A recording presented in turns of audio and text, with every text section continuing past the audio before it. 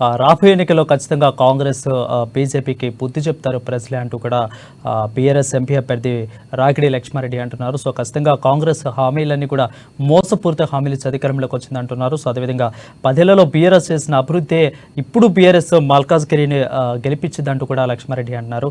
మీద మరింత అప్డేట్స్ మా హైదరాబాద్ బ్యూరో ప్రణయ్ అందిస్తారు. ప్రణయ్ చెప్పండి.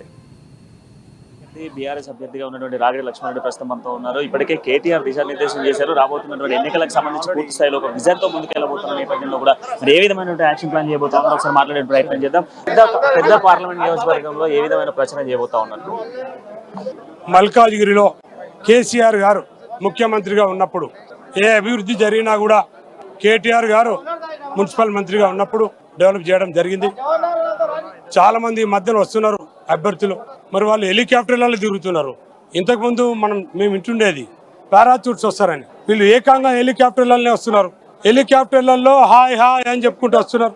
మళ్ళీ అక్కడిక్కడ తిరిగి రూట్లు కూడా తెలియదు వాళ్ళకు, ఏడబోయే కూడా తెలియదు వాళ్ళకు. తిరిగి వాళ్ళేదో అభ్యర్థులని వాళ్ళేదో గెలుస్తారని చెప్పి మళ్ళీ పోయేటప్పుడు హెలికాప్టర్లో బాయ్ బాయ్ అని పోతున్నారు.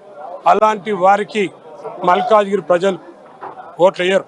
ఎందుకంటే ఇంతకుముందు మరి రేవంత్ రెడ్డి గారికి ఓట్లు వేసి గెలిపించడం జరిగింది.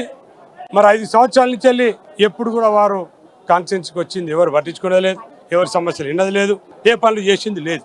కాబట్టి ప్రజలకు తెలిసింది ఎవరే కానీ చాలామంది మధ్యన హెలికాప్టర్లు వస్తున్నారు. అలాంటి వాళ్ళకి కాకుండా మరి స్థానికంగా ఉండి ఎవరైతే ప్రజలతోటి మమేకమై ఉంటారో, ప్రజాక్షేత్రంలో ఉంటారో, ప్రజాసేవలో ఉంటారో వాళ్ళనే గెలిపారని చెప్పి డిసైడ్ చేసుకున్నారు ప్రజలు. కాబట్టి మేము అత్యధిక మెజార్టీతో గెలుస్తామని చెప్పి మేము కాంగ్రెస్ సిట్టింగ్ సీట్ ఖచ్చితంగా మేమే సాధిస్తాము అనేది దిశానిర్దేశం చేస్తా ఉన్నారు. కాంగ్రెస్ పెద్ద ఎత్తున కూడా మీటింగ్స్ పెట్టుకుంటా ఉంది. సో మరి కాంగ్రెస్ ధీటుగా ఏ విధంగా ఎదుర్కోబోతా ఉన్నారు? కేటీఆర్ ఏ విధమైన దిశానిర్దేశం చేశారు? కాంగ్రెస్ వాళ్ళు ఎంత పెద్ద మీటింగ్లు పెట్టుకున్నా, ఎంత పెద్ద ప్రోగ్రాంలు పెట్టుకున్నా, ఎన్ని జిమిక్స్లు చేసినా కూడా ప్రజలు ఒకటి గుర్తిస్తారు.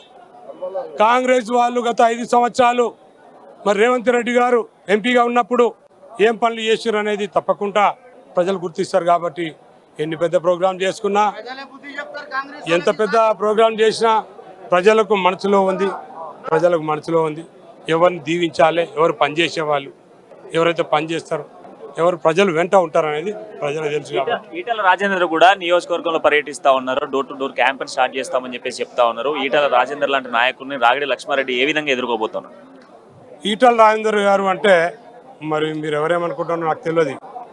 ఈటల రాజేందర్ గారు కూడా ప్రజాక్షేత్రంలో ఉన్నాడే, నేను కూడా అంతకంటే ఎక్కువ ప్రజాక్షేత్రంలో ఉన్నా. ఇక్కడ ఆయన ప్రజాక్షేత్రంలో హుజురాబాద్లో ఉండొచ్చు, ఆయన మంత్రిగా ఉండొచ్చు, ఆయన ఎమ్మెల్యే గెలవచ్చు, కానీ ఆయన ఏరియాలో గెలిచిండు.